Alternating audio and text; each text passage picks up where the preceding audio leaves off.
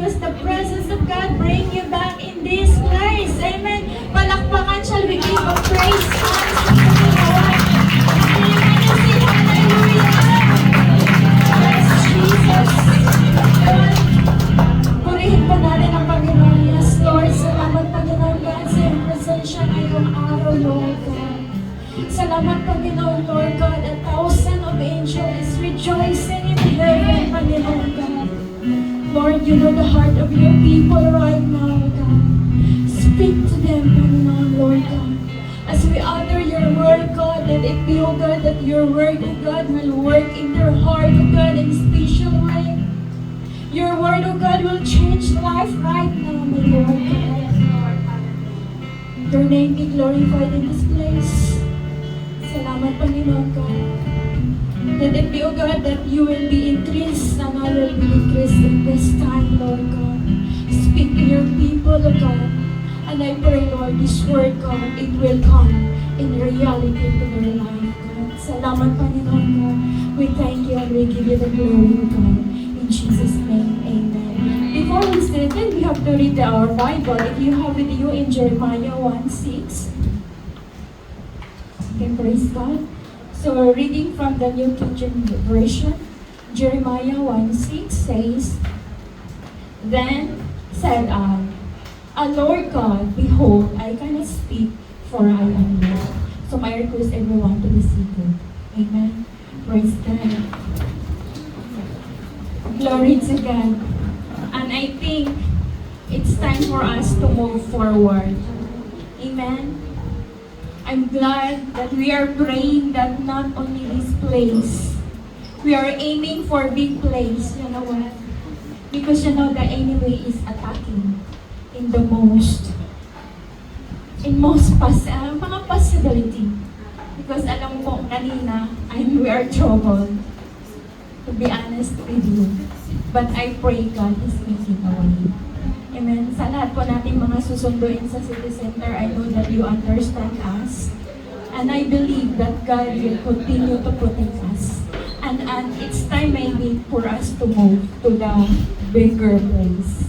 Amen. We are praying, and I request everyone that you and I will pray together for the bigger place. Amen. Because they are attacking us. And I pray that we are protected. Amen. And I hope sa mga susunduin namin dyan sa City Center, please understand us. Amen. Because we are praying, alam ko po na actually na ano kami, kasi yung isang kotse hindi pa nagana, alam mo yun, na ano kami kung anong gagamitin. But praise God, nandito kayo lahat.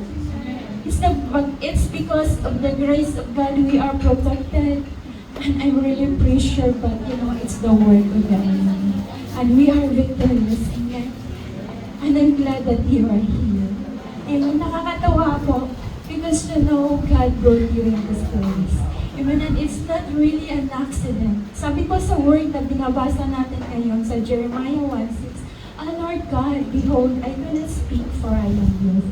So we need to, the message that I have to share to you today is called Beyond Limit. Amen. Ang pagtawag kabila ng limitasyon. Every one of us has a limit, amen. But God calls us anyway. I pray this message, it will sink to your heart right now. And God will speak to you why you are serving Him and why you are in this place. Amen. I will introduce to you the woman, the man. Sabi mo nga, he is a prophet and he is called a weeping prophet. And do you know who is the weeping prophet in the Bible? Amen. Jeremiah is called as a weeping prophet. So you know now who is the weeping prophet. Akala nyo kasi tayo lang umiiyak. Amen. Long time before the word of God says in Jeremiah also, he's a prophet. Imagine, he is a prophet, but he is a weeping prophet. He is not crying for himself, but you know what? He is crying because of the sin of the nation. Amen. He is crying because he wants the people of Israel to be saved. Amen. He is crying in behalf of the people of Israel. He is standing in the gap. Amen. But you know what? Because of the hard-headed of the people, he wants to bring back the people of Israel. And I pray that you will be a Jeremiah this time. Sabihin, tell your neighbor, be a Jeremiah. Amen. He is Jeremiah backstory. He is the son of Hilkiah from the village of Anatot in the territory of Benjamin. Jeremiah is come from the family which is the priest. Kung saan pa political dynasty. Sa simula ng kaninuan nila ay may mga political na nakasay. So si Jeremiah, he belonged to the priest family and he is the Levitical priesthood. The father belongs to the Levitical priesthood. As I said, he is the weeping prophet. Have you cried? I know everyone cried. Amen. We cried for something for your family. Amen. We cried for something. Amen. We cried even not for ourselves. Amen. Sometimes we cried more for the people that is affected. For the people that is close to us. Amen. And we'll go to the verse in Jeremiah 1:4. If you have your Bible with you, can you please open with me in Jeremiah 1:4-7 in your King James Version. Sabi po dito, then the word of the Lord came to me, saying, before I formed you in the womb, I knew you. Before you were born, I sanctified you. I ordained you as a prophet to the nation. Then said I, Lord God, behold, I cannot speak, for I am youth. But the Lord said to me, do not say that I am youth, for you shall go to all whom I send you, and whatever I command you, you shall do. Amen. We need to study the 4 aspects before Jeremiah was called. You know what? Sabi dito, before I formed you. May 3 aspeto po.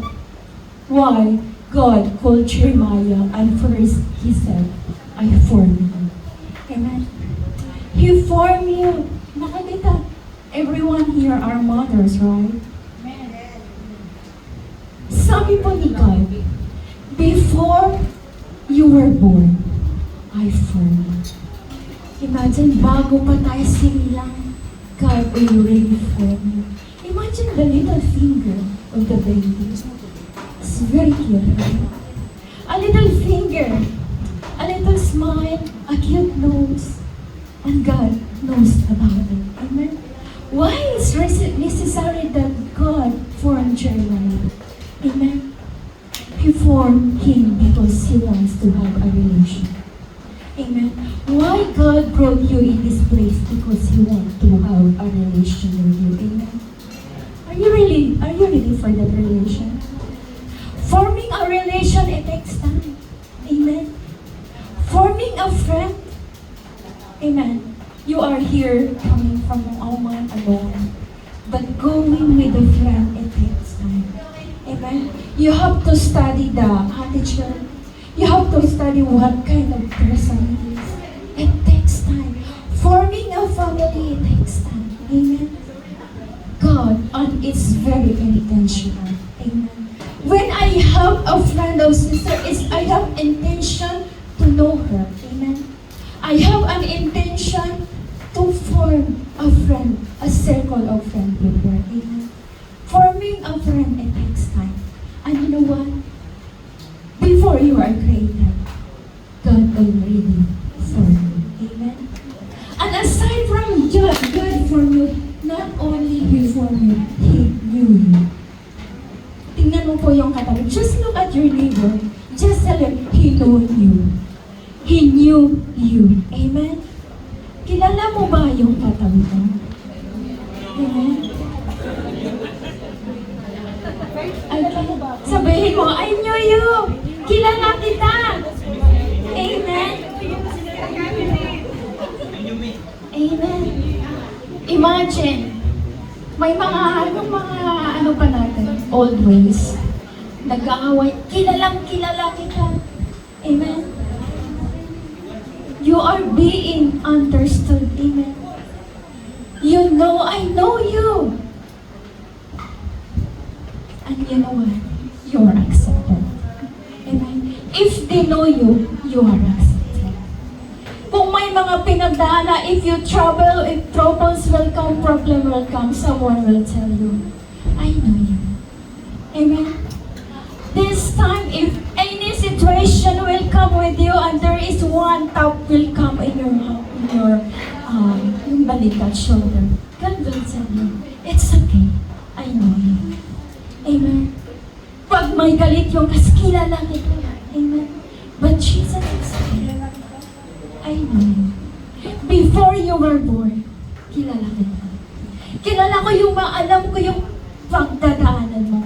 Alam ko yung ano pang mangyayari. I know you. Amen? Jesus, God says, I know you. Amen? Maybe yung asawa mo, yung kaibigan mo, hindi ka masyadong kilala kung sino ka. But the one who formed you know everything inside out of you. Amen? God says, I know you. Amen? We cannot hide, sabi, buddy. You can run, but you cannot hide. Amen?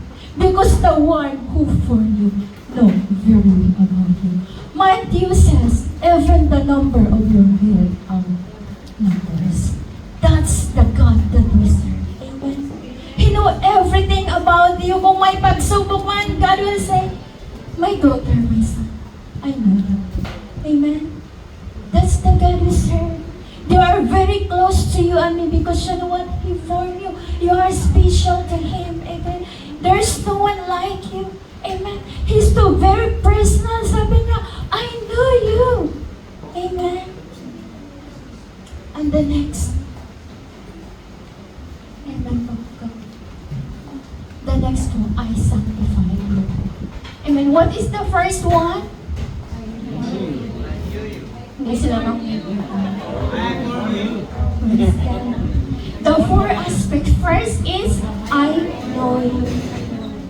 Whatever trouble you have, God will tell you, my son, I know you. You will pass through in this situation, I know you. Pag nagagat, kilala kita. Amen. Kilala ko anong ugali ngayon. But Jesus, I know you. I know you that you will be in that situation. And I'm there for you. Amen. I knew you.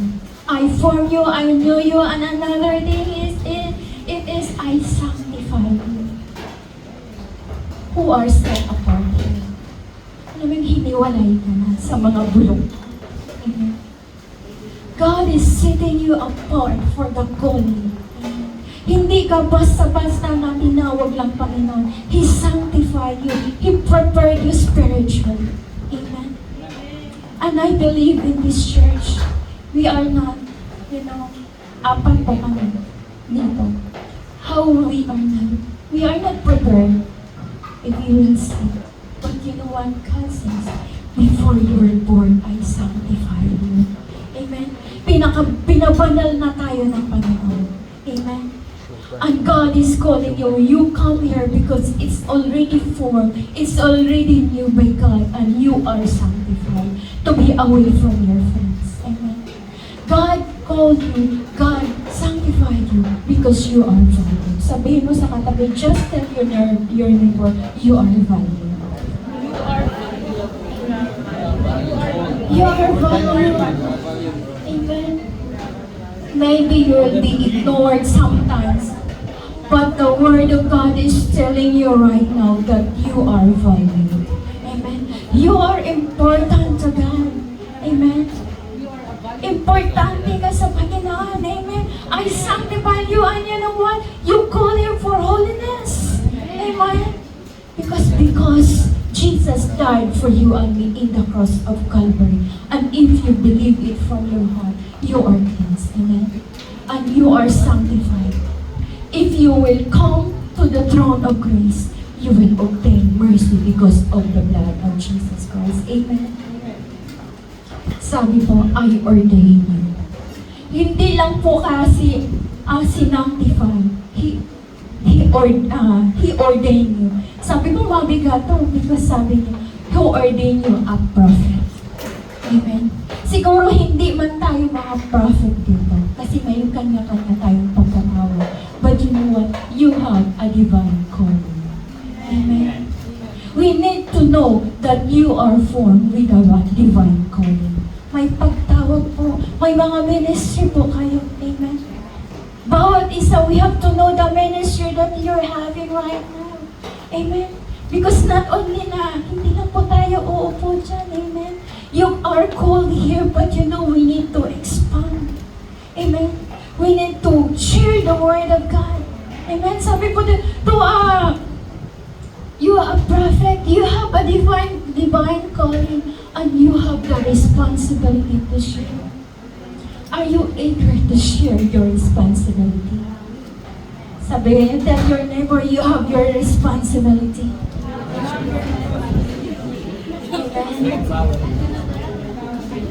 You have your responsibility to share the word and the good news of God. Huwag niyo pong ialay lang sa mga evangelism ministry. Huwag niyo pong ialay lang dun sa mga pastors natin. You have, everyone has the ministry to share. Are you agree? Will you agree that everyone has the ministry? Amen. And I pray at this moment that the word of God will speak to you, Lord. I have my ministry. Amen. Your ministry is your family. Your ministry is your family, that they should come to the knowledge of Jesus Christ. Amen. That is your first ministry. Amen. A divine calling, and you have the courage to speak. Sino ba mga baby? Does anyone here mute? No one, right? Amen. No one are mute here. You have the courage. Tinginan lang, minsan tinginan, kuha lang. Kuha. But you know what? God is giving you the courage to speak. Speak it out. Amen. Hallelujah. Minamarites natin yung kapitbahay natin. Amen. Speak the goodness of God. Amen. Amen. Speak life. Amen. Tumalakpak po sa Panginoon. Glory. Speak. Use your mouth. The way you will open your mouth for the goodness of God is your ministry. Amen. Sharing the gospel is okay. Are you free? Are you able to come to church? It's the ministry. Invite people to come to His feet. Amen. It's the ministry. Speak. You should have the courage. Amen. And as a prophet, you have, your role is to intercede. Amen. Prayer warriors, are you there? May I see your hands? Who are the prayer warrior here? Praise God. And you know what? Come on, prayer warriors. I want to lift please raise your hands higher. Praise God. Hallelujah. And church is calling you. And we should be a prayer warrior church. Amen? Amen. Hindi lang po ito ang a-attend. We will invite all the people inside the center if you and me will pray.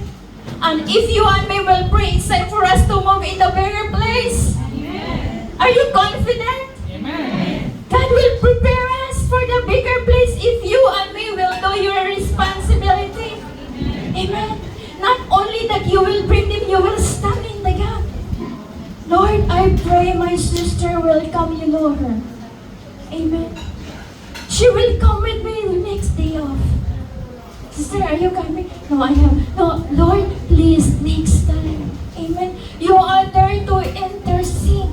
Amen. What is interceding is standing in the gap. Amen. You're here, you're going to church, and your friend is going anywhere. Intercede, you'll be in between. Fall in that. Amen. Bring it to you. You know what? Because not only you will, na hindi lang po ikaw ang makaranas sa goodness of God. We want our family to encounter the goodness of God in their life. Amen. Ang sabi po dito, to the nation. Wow. Mag-nation na tayo. Siguro sino ang gusto mag-travel the world? Amen. Praise God. Sabi niya, I formed you, I knew you, I ordained you as a prophet to the nation. Amen. You You will be a traveler. Amen. Sabi to the nation, what is to the nation? We are not able to go out. Not to travel around the world, but the nation is the expansion. Amen. You need to build a bridge to reach the people out there. Amen. The nation is your friends. Amen. If after your friends, go out with our friends. Amen. And we will have a change. Amen. So the nation is the expansion of your ministry. Amen. Are you there? Amen. Are you there? Amen. That I will God speak to you. Lord, not me. Not only He will know you, but to the nation, to my neighbor out there. Because if they will have Jesus, your friends will bring their friends. And imagine how many we are now in this place. It's like 80 or more. 91. Palakpakan po ang if you will do your ministry, we can do better than this. Amen. Glory to God. You know what? Standing here, we are four, and we are not expert. Okay? We are just living. We are just learning for the grace of God. But look at you people. It's not because of us, but because the prayer, your prayer, our prayer is answered by God. Amen. And you will stand one day, you know what? Sometimes you will say, Lord, I cannot. Sabi po ni Jeremiah, then I said, Lord, Lord God, behold, I cannot speak for I am youth. Amen. Lord God, it is an expression. Jeremiah expressed himself. He said, you know what? If you will go through pain, you can say, Lord God, napakahirap to. It's so hard. But sabi, Lord God, it is an urgency if it's possible. But sabi po ni Jeremiah, Lord God, I cannot for I am youth.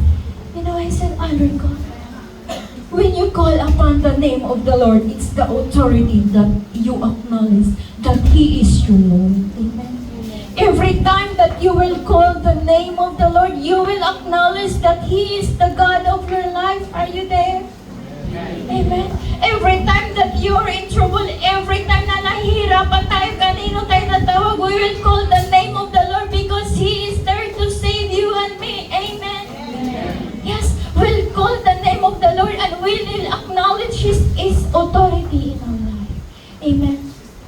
It is, our God is calling the name of the Lord. It is an intimacy relation to the Lord. You are calling your Father in heaven. You are calling the one who can do everything na hindi mo magawa sa buhay. Our God, it is a relation to you and your Father. Amen. Sabi po niya, I cannot speak. Amen.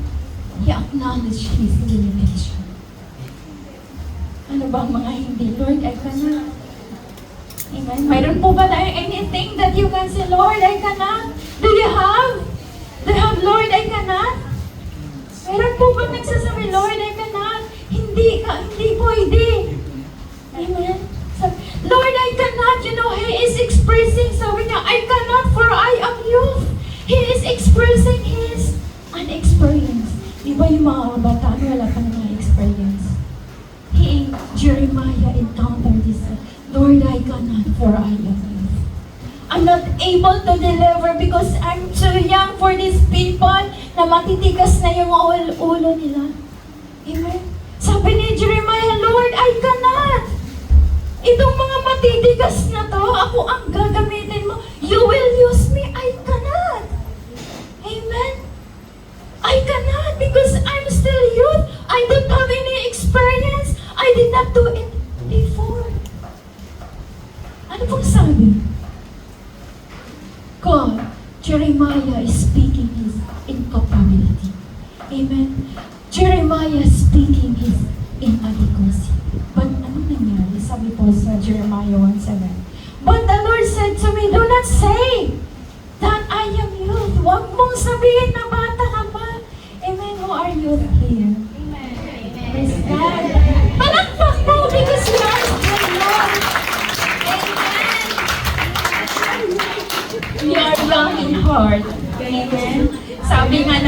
ang kalabaw lang ang tumatanda.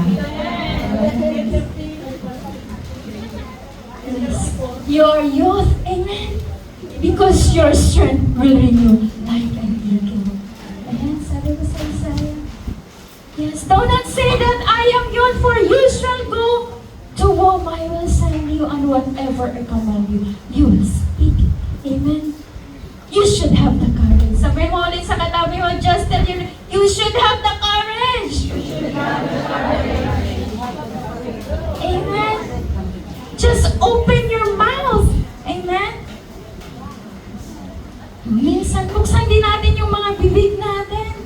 Because you know what? Kailangan nilang maranasan.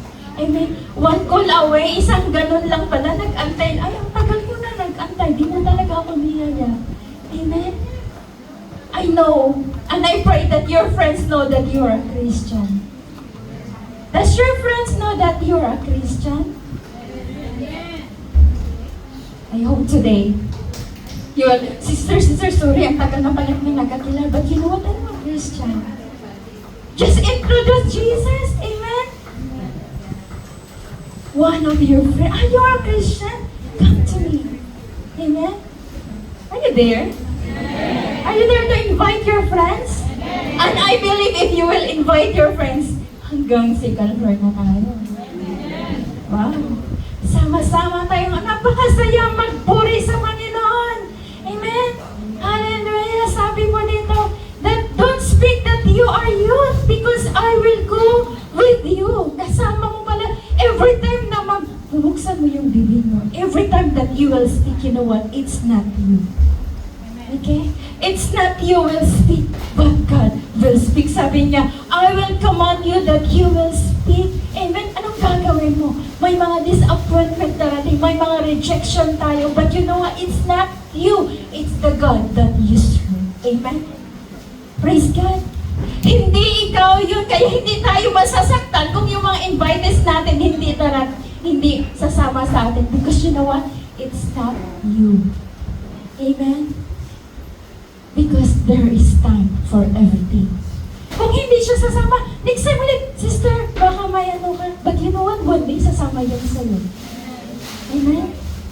Sasama yan sa'yo, you know what? Because you know what? They cannot find peace. They cannot find joy somewhere else. They can find peace only in Jesus. Amen? In the presence of the Lord, there is fullness of joy. Amen? And all the problem, even whatever you have now, it can be found only in Jesus. Amen? Antong na ba kayo? Sure? The message that I'm having now is very short, but I want this message that will come to your reality. You need to do your job. Amen?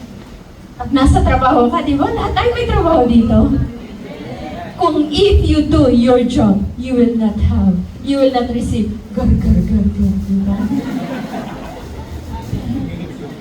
You will not receive, nagagalit yung amo mo. What more? You have to exceed more. Amen? Balakpak yung madam. Amen?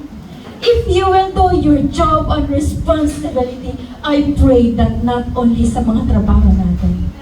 Amen. We have to extend to the kingdom of God, and ano po, the angel of the Lord will rejoice in heaven. Come on! Hallelujah! Extra job. Amen. You know what? What I love being a Christian, because we are not working here. Amen. We are not working in this world. We are working for eternity. Amen.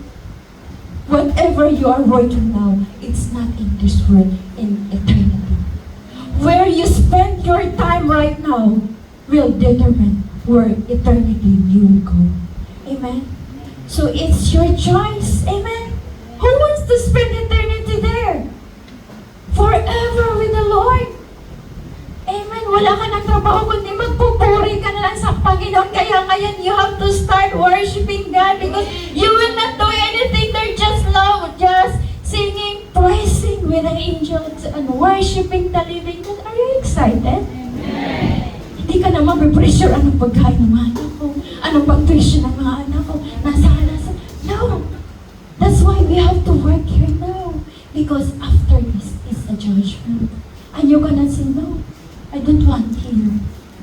This is your finishing line. And it's time for you to decide right now. Sabihin mo sa katabi mo right now. Tell your neighbor right now. Right now. Amen. Do your job right now. Amen. Do your responsibility right now. Baka sasabihin na sasaktan na ako sa iyo. But you know what? This is reality. When you know God, not only you have the role to play. Amen? Ang role po na ipi-play mo ay malaki. Amen? Jeremiah, he received a lot of persecution, number one, for his family. Amen? You know what? Anong nangyari kay Jeremiah? Hinulog siya sa balon. Imbis na lang po yung balon. Amen? Hinulog siya sa balon. You know what? Being a prophet, yung calling you, if you will do your responsibility, you will receive a lot of persecution. Amen? You will receive a lot of rejection. But what I say, it's not from here, it's from there. Amen? We need to work our salvation. Amen? Ang may, bago pa ako magtatapos, there are 3 Ds that we need. 3 D po ang pag-aaralan natin. Amen. Sabi po dito that you have a divine calling. Sabi po, divine calling. Sasabihin mo, just say, divine calling. Divine calling. Amen. May batang na pagkatawag. Hindi divine.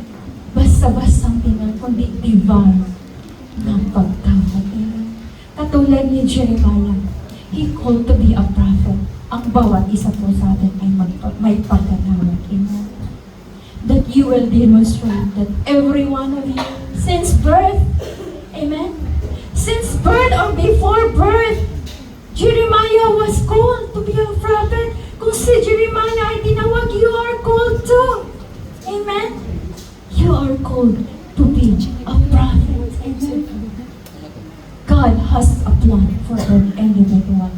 But you know what? Even though from the very beginning, he knows that he has a divine calling, but you know, he still have a doubt. Kung abogado pa naman kausap mo. If you are speaking Jesus to the lawyer, amen, to the philosophy, kaya ko ba ito? You know, there are some fear, because Lord, my English is only this much. Maybe they will tell me like this. Maybe they will not understand me. He is a lawyer and only like me this, and only this me. Amen? We can feel how small we are. But you know, this is the word of God that's telling you today that you have a divine calling. Don't look at sa profession nila. Huwag mong tingnan kung mga nurse sila, mga doctor sila, mga malalaki sahod nila. The most important, you have Jesus is enough. Amen. We need to share the gospel to anyone, church. Amen. Without any hesitation. Huwag mong sabihin na dyan ka lang, ganito ka lang, sobrang liit mo lang. But you know what? You have Jesus, you are special, and you are precious to the Lord. And what you have here, hindi ka not have it. Amen? Because Jesus you have in your life. Amen? Sabi po dito, he has doubt. But you know what? Jesus, God says, us an assurance. May kasiguraduhan po ang pagtawag ni God sa iyo. Amen? You have an assurance. Amen? May natutunan po ba tayo? Amen. Thanks po.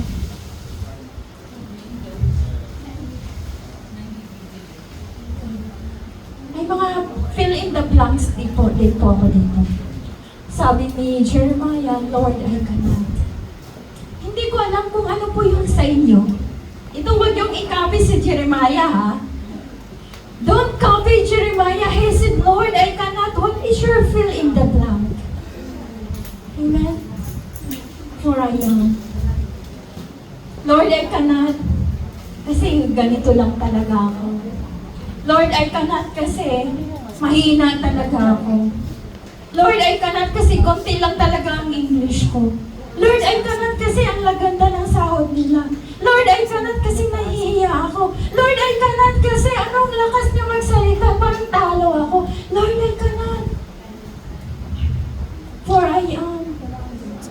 Kasi I'm born poor.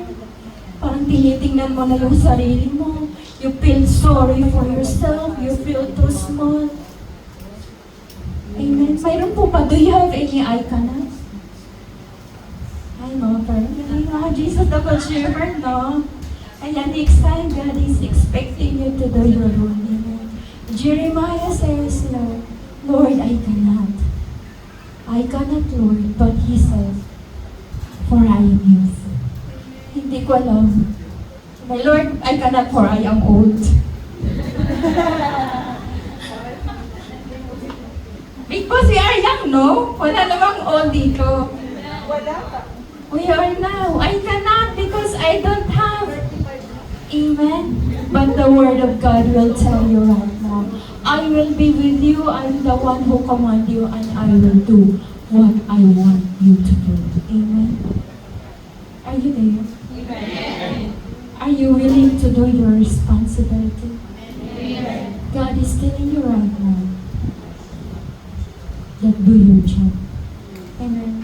Sabi ko nga, kung iba ay natutuwa, kung ang mga worldly natin ay natutuwa, what if our Lord in heaven, you will do the extra job?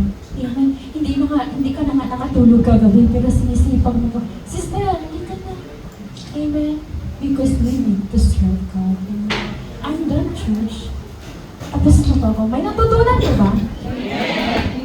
Have you learned something? Did you know your responsibility? Your responsibility, church, is a big responsibility. And I hope one day, God will speak to your heart. Lord, I can. Hindi na I cannot, di ba? At this time, I can. Amen? At this time, you can. Sabi mo sa katabi one more time, tell your neighbor, I can. I can. Say high five to them, I can. Amen. Sabi, you can. Okay, Merry Christmas everyone to rise. Praise God. Amen. Conclusion po, sabi sa conclusion, in Isaiah 6:8, sabi po dito, I heard the voice of the Lord saying, whom shall I send? And who will go for us? Then said, here I am, send me. Can you say to yourself, Lord? Tell to yourself, Lord, here I am.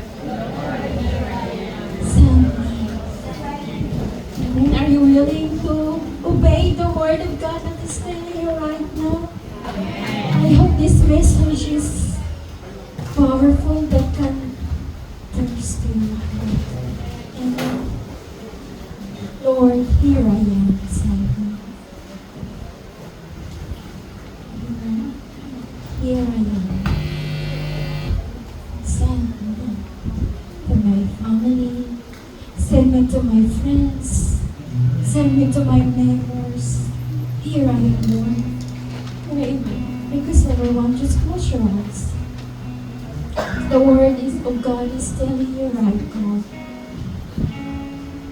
Sabi ni Isaiah, when he heard the voice of the Lord saying, whom shall I send to us? Sino bang ipapadala ko? God says, Isaiah says, Lord, here I am, send me. You have your ministry, you have your role to play. Just open your heart, church. Kung ano po yung mga nakapag-alinlangan sa'yo, nagsasabi, Lord, I cannot. Pag-share mo, Isaiah say, Lord, here I am, send me. Yes, Jesus.